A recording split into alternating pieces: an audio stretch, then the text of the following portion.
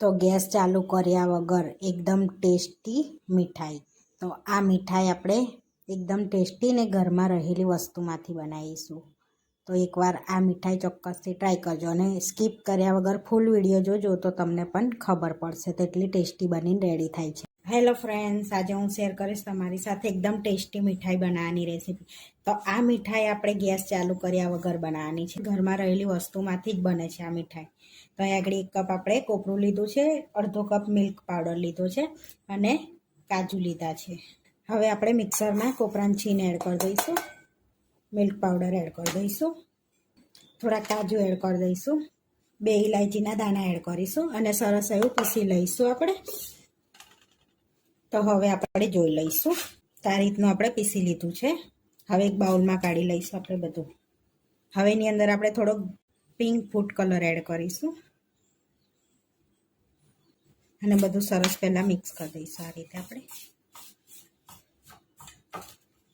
હવે થોડું થોડું દૂધ કરીને આપણે બેટર બનાવી લઈશું. તો અહીંયા આગળ મેં પીસતી વખતે 3 ટેબલ સ્પૂન ખાંડ એડ કરી છે. વિડીયો બંધ થઈ ગયો તો એના માટે સ્કીપ થઈ ગયો છે. તમે જેટલું ગળ્યું ખાતા હોય એટલી ખાંડ ઉમેરી શકો છો. તો બહુ એક હંગાતે એડ નહીં કરવાનું, નહીં તો ઢીલું થઈ જશે. તો સરસ એવું આપણે બને પણ નહીં. તો થોડું થોડું એડ કરવાનું અને કાજુ એડ કરવાથી સરસ એવું બાઇન્ડિંગ પણ આવે છે. મિલ્ક પાવડર એડ કરીએ તો આવે જ છે, પણ કાજુ એડ કરવાથી સરસ એવું આવે છે. તો આ રીતે આપણે ડો બનાવી દીધો છે, જોઈ શકો છો સરસ એવો. તો તમે કોઈ પણ ફૂડ કલર એડ કરી શકો છો, કોઈ પણ કરી શકાય છે એમ. તો સરસ આપણે બેટર રેડી છે, જોઈ શકો છો આ રીતનો ગોળો વાળ લઈશું આપણે. હવે આને આપણે સાઈડમાં રાખીશું. હવે એક બાઉલની અંદર આપણે 1/4 કપ કાજુ લઈશું, એનાથી અડધી ચમચી ઓછા પિસ્તા લઈશું અને આ બધું આપણે કટ કરી લીધું છે ઝીણું ઝીણું. 1/4 કપ બદામ લઈશું. અહીંયા 1 ચમચી જેવા મગજતરીના બી લઈશું.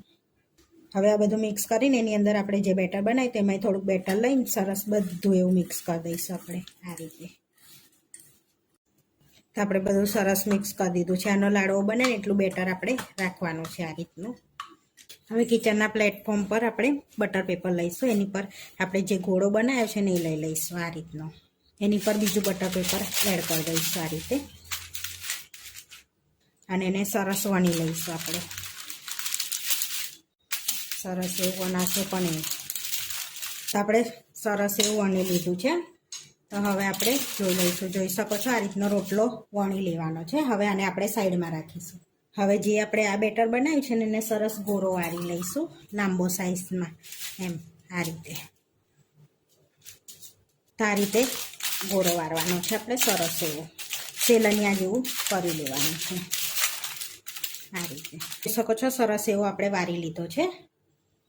હવે આપણે રોટલી જેવું બનાવ્યું છે ને એની પર આપણે આ રીતે એડ કરી દઈશું અને આ રીતે વાળી લેવાનું છે સરસ એવું એમ. સાઈડનો ભાગ નથી કાપવાનો, આ રીતનું છે સરસ. રોલ વાળી લઈશું. આ રીતે આપણે ગોળો વાળી લીધો છે, જોઈ શકો છો. તો જોઈ શકો છો સરસ આપણે રોલ વાળી દીધો છે આ રીતનો. હવે આપણે અડધો કલાક માટે ફ્રીઝરમાં આને રેપ કરી મૂકીશું. સરસ આ રીતે આપણે રેપ કરી દીધું છે. હવે ફ્રીજમાં 30 મિનિટ મૂકો યા 15 મિનિટ, એટલે ઠંડુ થાય ને એટલે સરસ સેટ થઈ જાય. તો આપણે પીસ પાડવા હોય ને એ પ્રમાણના પીસ પડે એમ.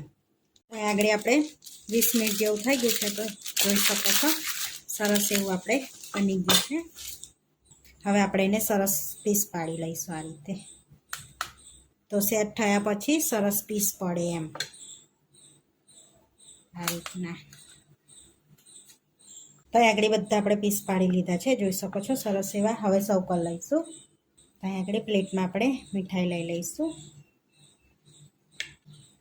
તો આપણે એકદમ ટેસ્ટી તોડીને બતાવું તો જોઈ શકો છો સરસ એવી મીઠાઈ બની છે આપણે. તો ઘરમાં રહેલી વસ્તુમાંથી એકદમ નવી મીઠાઈ બનીને રેડી થઈ ગઈ છે. આ વિડીયો જોવા માટે મારી ચેનલને સબસ્ક્રાઈબ કરો, લાઇક કરો અને શેર કરો અને તમે જરૂરથી ટ્રાય કરો. ફરી મળીશું નવા વિડીયોમાં. કોમેન્ટ કરીને જરૂરથી જણાવજો કે તમને અમારી રેસીપી કેવી લાગી.